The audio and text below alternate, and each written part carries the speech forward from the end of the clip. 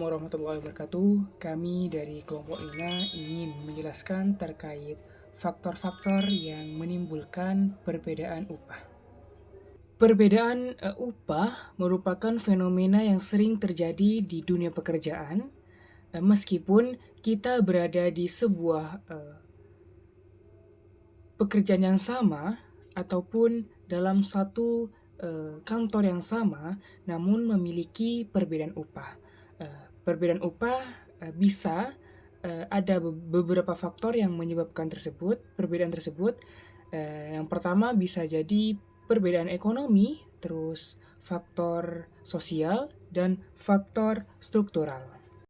Nah, berikut adalah faktor-faktor utama yang menyebabkan perbedaan sebuah upah pada sebuah pekerjaan. Untuk faktornya ada 7 faktor. Faktor yang pertama yaitu adalah pengalaman kerja. Pengalaman kerja bisa menentukan ataupun meningkatkan sebuah produktivitas seseorang. Apabila seseorang mempunyai pengalaman kerja di luar, otomatis orang tersebut bisa lebih bertanggung jawab di bidang usaha yang akan diambil di pekerjaan selanjutnya. Oleh karena itu, pekerja yang mempunyai pengalaman biasanya bisa mendapatkan upah yang lebih tinggi dibandingkan pekerja yang baru, meskipun tingkat pendidikan yang sama. Yang kedua, tingkat pendidikan.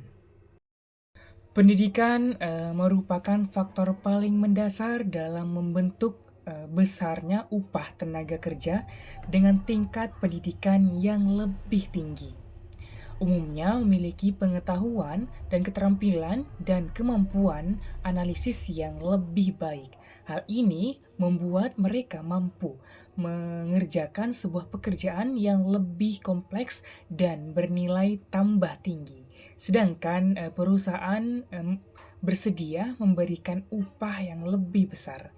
Selebihnya, tenaga kerja dengan pendidikan rendah cenderung menerima upah yang lebih kecil karena pilihan pekerjaan yang lebih terbatas, pekerjaan yang tidak membutuhkan keahlian khusus. Yang ketiga yaitu adalah keterampilan atau keahlian, bisa disebut dengan skill. Keterampilan khususnya, baik teknis maupun non-teknis, sangat menentukan beberapa banyaknya upah dan keahlian yang langka dan dibutuhkan di pasar seperti kemampuan teknologi, bahasa asing, ataupun keahlian teknis memiliki nilai ekonomi yang sangat tinggi. Semakin spesifik dan sulit suatu skillnya, semakin besar pula upah yang ditawarkan oleh sebuah perusahaan kepada mereka. Yang keempat adalah jenis dan tingkat resiko pekerjaan. Pekerjaan yang memiliki resiko tinggi terhadap keselamatan, kesehatan, dan juga tekanan mental biasanya dibayar lebih tinggi. Karena itu sebagai bentuk kompensasi, misalnya seperti pertambangan, konstruksi, atau sektor berbahaya lainnya cenderung membayar upah lebih besar dibandingkan dengan pekerjaan yang memiliki resiko rendah. Hal ini dikenal sebagai risk compensation. Yang kelima adalah produktivitas tenaga kerja. Upah seringkali mencerminkan tingkat produktivitas seseorang. Tenaga kerja yang menghasilkan lebih banyak output atau lebih berkualitas di dalam waktu tertentu, ia dianggap mempunyai kontribusi besar bagi perusahaan.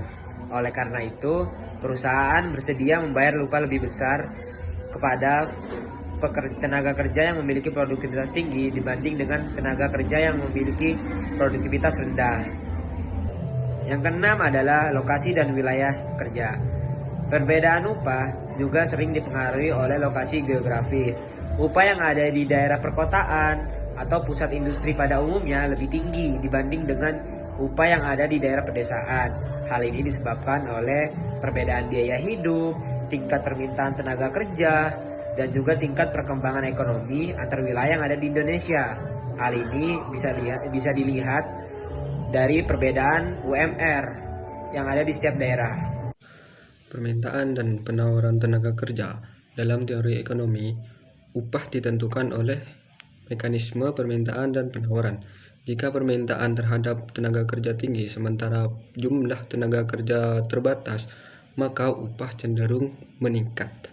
Sebaliknya, jika tenaga kerja melimpah namun lapangan kerja terbatas, upah cenderung rendah karena persaingan antar pencari kerja semakin ketat.